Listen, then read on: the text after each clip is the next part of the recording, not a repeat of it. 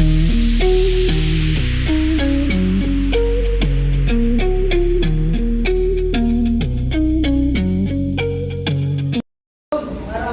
wabarakatuh. Waalaikumsalam warahmatullahi wabarakatuh.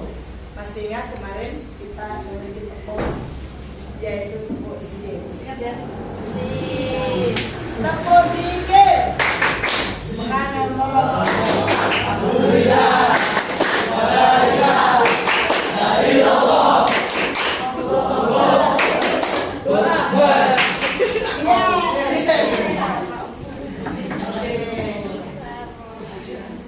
Jumpa kembali dengan pelajaran bahasa Indonesia. Kali ini saya berupaya memenuhi permintaan kalian. Kemarin kalian masih ingat minta bahwa ketika Bu Guru menanyakan bagaimana pembelajaran kita kali ini dalam refleksi, kalian mengatakan sekali yang menyampaikan materi itu bukan ibu, tetapi teman-teman sendiri. Ibu adalah sebagai pengampu dan mendampingi kami dalam belajar. Bagaimana Bu? Baik sekali itu idenya. Sehingga ketika ini kalian sudah memilih orang-orang terpilih untuk menyampaikan materi kita kali ini, yaitu materi tentang pembelajaran novel. Ya, teman-teman kalian ini akan menyampaikan materi dalam bentuk sebuah diskusi. Ingat ya, peserta diskusi jangan sampai menjadi kursi. Kursi itu diduduki diam saja. Nah, kita itu sebagai peserta diskusi tidak boleh diam. Kita harus aktif. Bisa dikatakan Aktif. Itu saja sudah kita mulai. Waktu dan tempat saya serahkan sepenuhnya kepada tim diskusi kali. Assalamualaikum warahmatullahi wabarakatuh. Waalaikumsalam warahmatullahi wabarakatuh. Yang saya hormati Ibu Dwi selaku pendamping pelajaran bahasa Indonesia dan beserta teman-temanku yang saya banggakan. Pertama, mari kita panjatkan rasa puji syukur kehadirat Allah Subhanahu wa taala yang telah memberikan rahmat, taufik serta hidayahnya kepada kita semua hingga pada siang hari ini kita dapat berkumpul di kelas yang indah ini. Salawat dan salam kita ucapkan kepada junjungan Nabi Muhammad SAW yang telah menunjukkan jalan dari jalan jahiliyah menuju jalan Islamiyah dari Indonesia. Langsung saja, perkenalkan, nama saya Muhammad Riwayudi sebagai moderator. Saya Abdul Jalal Saragi sebagai penyanyi 1. Saya Kaila Denisa Gautama sebagai penyanyi 2. Saya Siti Rosania sebagai penulis. Selanjutnya menerangkan garis besar tentang novel yang akan disampaikan oleh Opi Ganjar. Opi, silakan. Terima kasih, langsung saja. Novel adalah karangan prosa yang panjang mengandung rangkaian cerita kehidupan seseorang dengan menonjolkan watak dan sifat pelaku. Di sebuah novel didukung oleh beberapa unsur-unsur. Ada 2 unsur yang mendukung novel, yaitu 1 unsur intrinsik dan 2 unsur ekstrinsik. Unsur intrinsik sendiri ini dibagi menjadi beberapa macam, yaitu tema, alur, latar, dan tokoh. Tokoh juga dibagi menjadi 2, yaitu protagonis dan antagonis. Sedangkan unsur ekstrinsik dibagi menjadi 3, yaitu nilai yang terdapat pada novel, latar belakang pengarang, dan latar belakang masyarakat. Ciri-ciri novel. Novel memiliki ciri-ciri sebagai berikut: 1. Alur cerita kompleks. 2. Durasi membacanya cukup lama. 3. Pada umumnya novel terdiri dari 400 halaman atau jumlah kata lebih dari 35.000 kata. 4. Cerita sebuah novel panjang atau banyak kalimat yang diulang. 5. Novel terdiri dengan suatu narasi dan deskripsi untuk menggambarkan suasana. Selanjutnya beberapa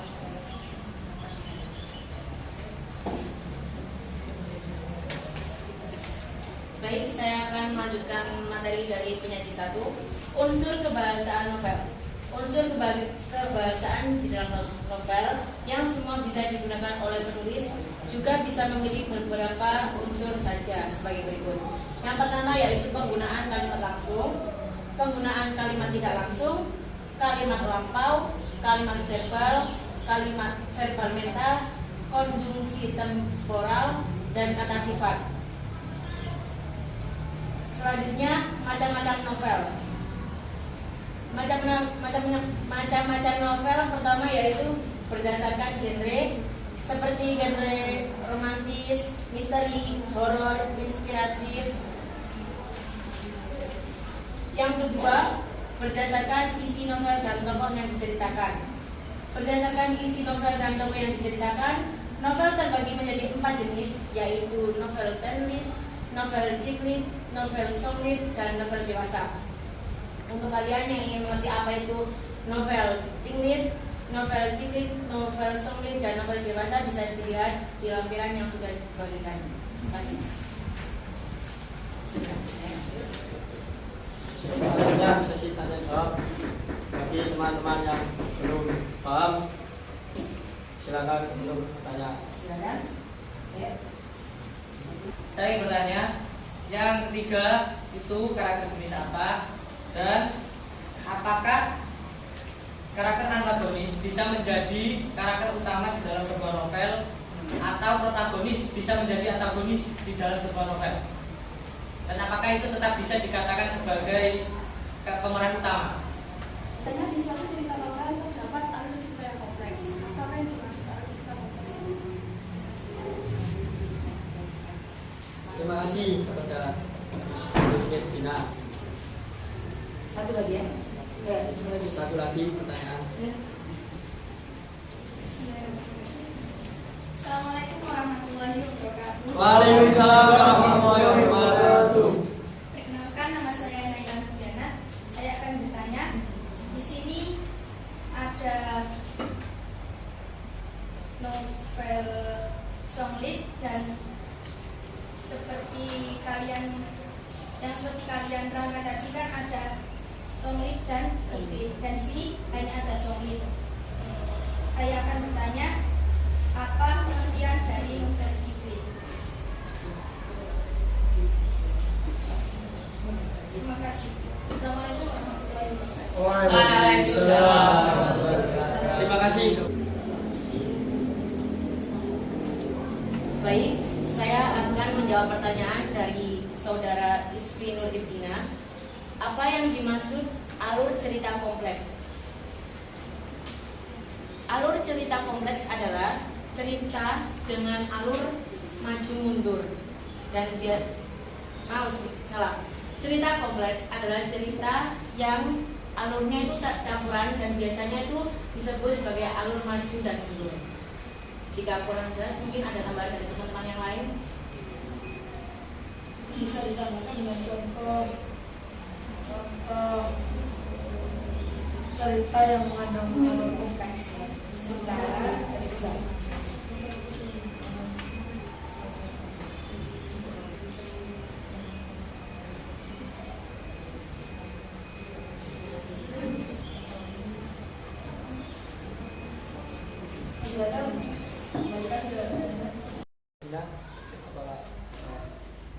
Sudah puas? Saya ingin menambahkan sedikit pertanyaan lagi. Ya, tapi saya sudah setuju. Cuman saya itu kurang mendapat pemahamannya. Jadi gimana cara memikirkan apakah alur satu cerita novel itu bisa maju? Gimana cara memikirkan itu? Permasalahan pertama tadi juga belum tuntas. Ditambah untuk contoh atau untuk cara menentukan novel itu disebut memiliki alur maju atau mundur. Sedangkan yang tadi dikatakan bahwa alur kompleks itu alur campuran yang memungkinkan dalam satu novel itu bisa memiliki alur maju dan mundur campuran. Sepertinya untuk alur campuran sendiri Pak Ismi menerima enggak?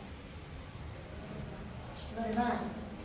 Ya, oke, nanti kita bisa diskusi. Lanjutkan yang saya beri. Pak Ismi. Ya, sebagai bukan balik Pak Ismi karena banyak pertanyaan. Apa? Ya, silakan. Nanti Satu saat novel dikatakan menjadi alur maju jika alur mundur jika.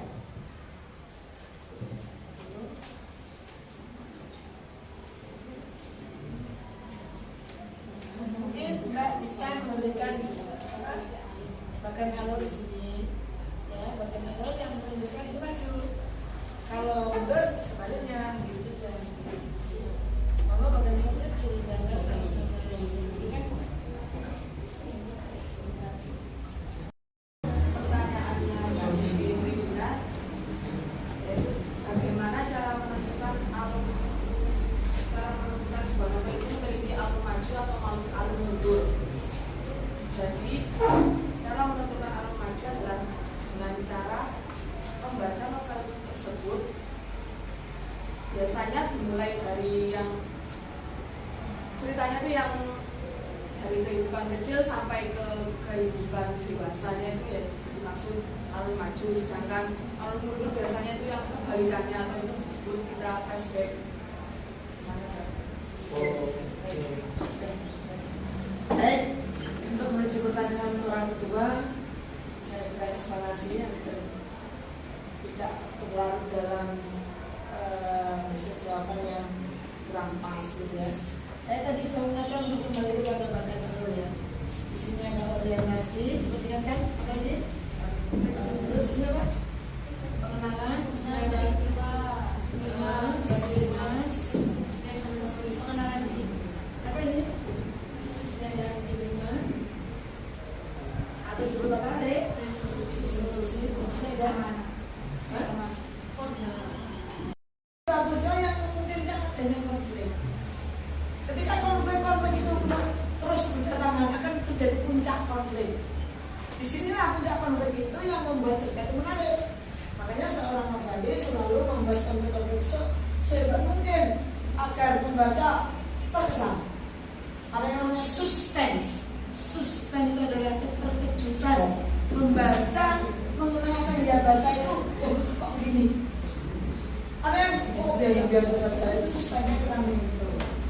Kalau suspense-nya hidup, tentu kita akan menemukan keterkejutan.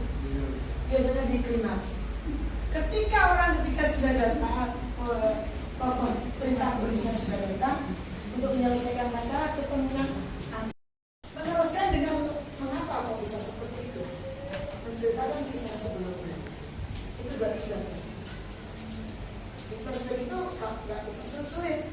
Ketika tiba dari kisah hidupnya dialami awal, maka dia akan mengingat mengapa itu terjadi, itu sudah pasti. Dan dikatakan kompleks. Ini sebenarnya saya kembali ke pertanyaan kami ya. Kita melihat novel itu, kebalikannya, novel itu kompleks, mulai dari tokohnya, alurnya, ya, konfliknya. Yang dimaksud adalah tidak hanya satu saja masalah itu muncul, itu namanya konflik yang kompleks. Kalau alur kompleks, yang diceritakan tidak hanya tokoh utama saja. Setelah tokoh utama yang menceritakan keponakannya, menceritakan konflik ibunya, menceritakan tetangganya. Tetangga nanti akan kembali lagi ke tokoh utama. Itu kompleks. Itu hanya dapat di novel. Kalau cerpen tidak begitu. Novel ya tokoh utama itu saja yang disorot dan sampai selesai. Sekali duduk. Itu ingat untuk kompleks. Kalau kompleks itu yang diceritakan kira-kira alurnya tadi dari awal menuju akhir, atau ada penceritaan akibat itu di awal, penyelesaiannya di awal, kemudian baru mengawali cerita. Itu sangat mudah ditebak untuk menentukan alur itu. Nah, untuk mengatasi kebosanan pembaca, alur kita sekarang itu jarang yang alur maju. Mengapa? Ya agar kita tidak bosan, akan diberi action berikutnya, baru mengapa terbakar. Bukan kok dari kita bermain api, terjadi api, kebakar, puing-puing. Puing-puing dulu. Wah, habis semua. Habis itu terus mengingat bahwa awalnya itu bermain api. Itu kira-kira seperti itu, mudahnya untuk menangkap penjelasannya. Bisa dimengerti? Bisa. Lanjutkan yang pertanyaan selanjutnya ya, silakan. Mas Ali bilang di sini tertulis 3 jenis karakter tokoh, tetapi di sini ada dijelaskan 2. Sebenarnya ada masalah typo ya. Jadi ada 3 jenis karakter tokoh, itu yang satunya itu novelis yang menulis novelnya itu ingin menggantikan antagonis atau protagonis yang sebagai peran utama.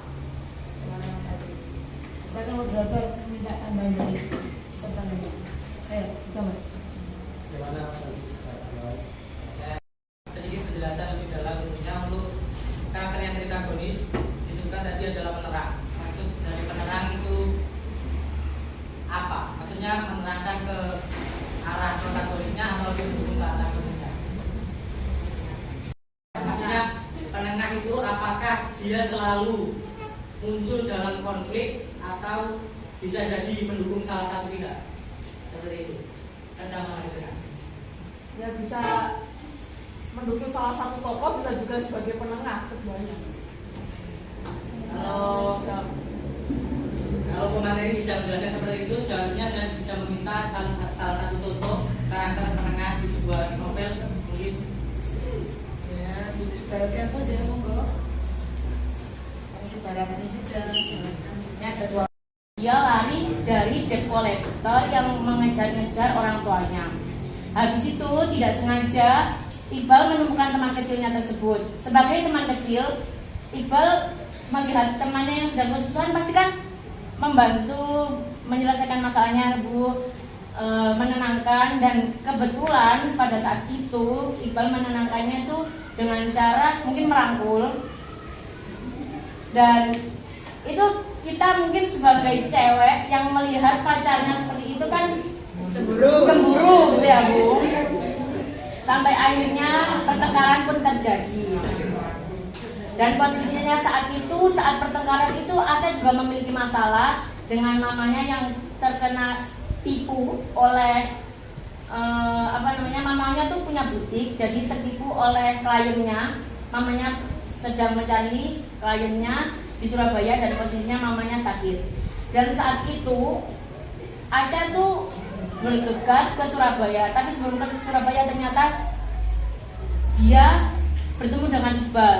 Padahal itu Aca tidak memberitahu Iqbal karena mereka masih situ. Setelah sampai di Surabaya, setelah menjenguk mamanya di rumah sakit, mamanya melihat ada sesuatu pada mereka. Kok biasanya nggak gini, kok jadi gini. Terus Aca menjelaskan ke mamanya. Habis itu mamanya bilang gini, penjelasan dari Iqbal, yaitu bisa saya simpulkan sebagai penengah karena Mama Aca tidak memilih Iqbal dan juga tidak memilih Aca. Bagaimana Mas Albi, mungkin kurang puas dengan jawaban dari materi? Terima kasih tentunya. Saya ingin tanya Budi, boleh? Boleh. Saya. Saya muncul sebagai karakter utama atau? Oke. Baiklah. Yang jelas 3 teori perwatakan yang kalian kuasai ya. Yang pertama pada kebaikan. Yang kedua antagonis pada keburukan. Yang ketiga tritagonis sebagai penengah atau tidak keduanya. Nah, ketiga kita masih ingat ya bahwa yang akan dimunculkan dalam novel itu selalu pengajaran hidup. Karena novel itu asalnya adalah bayangan hidup dalam masyarakat kita. Diambil oleh pengarang, dimasukkan dalam novel dengan harapan dipelajari oleh para pembaca dan menjadi katarsis, pencuci jiwa pembaca. Hal-hal yang buruk tidak akan terulang lagi. Nah, tokoh utama yang ditampilkan dibawa oleh seorang antagonis tidak masalah, tapi akhirnya antagonis ini akan menjadi protagonis juga, gitu loh. Dan ujung-ujungnya disebut protagonis. Sedangkan antagonis yang asli biasanya musnah, terbunuh, dan lain-lain. Itu yang antagonis asli. Nah, kalau ada antagonis jadi protagonis itu. Ya. Apakah Dharma juga tersampaikan di novel fiksi? Ya. Oke. Novel fiksi. Pertanyaannya adalah apa pengertian dari novel Cipin? Novel Cipin ini sebenarnya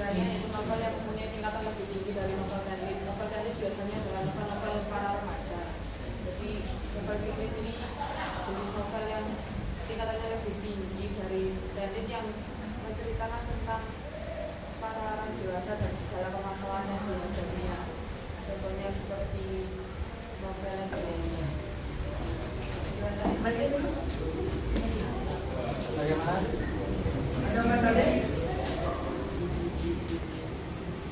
Semoga Mbak Nela Kesimpulan yang sudah kalian mengerti masing-masing. Bagaimana caranya diskusi hari ini? Alhamdulillah. Baik. Makanya sudah berupaya kita berikan tepuk salut untuk yang ada di depan ini. Tepuk salut.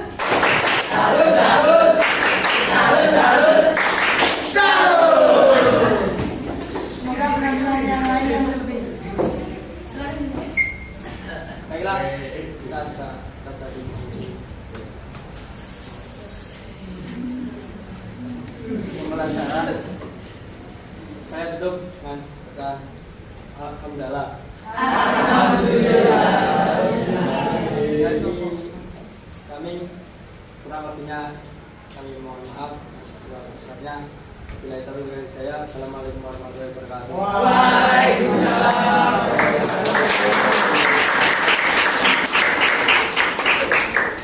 Terima kasih. Bang Novel sudah luar biasa. Pada yang belajar berikutnya teks. Oh ya, teks sejarah. Oke, lanjut aja ya. Tapi sebelumnya nanti akan ada formatif, sumatif dari novel. Jadi nanti Selasa kita sumatif dulu, baru dilanjut dengan materi selanjutnya. Gitu ya.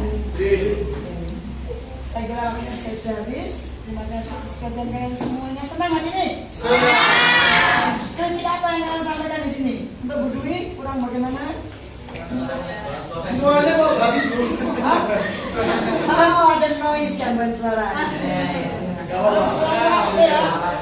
Ya, mungkin kita semuanya kurang belajar ya. Semuanya memang kurang belajar. Harus belajar lagi. Siap belajar? Siap. Terima kasih. Ini mohon maaf. Assalamualaikum warahmatullahi wabarakatuh.